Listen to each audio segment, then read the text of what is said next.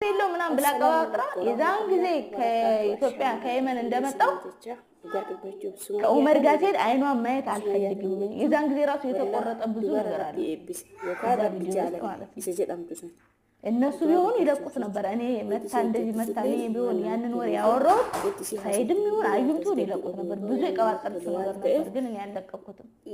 ምክንያቱም ነገኔ ነው ሌሎች ማለት ነው እናት ነኝ አሁን እኔ ሴት ብቻ ሳልሆን እናት ስለሆንኩኝ እንደ እናትነቴ ነው የሚሄደው ለምን እቺ ልጅ አላቃለም ጓደኛዬ ሆና ባሌን አልቀማችሁ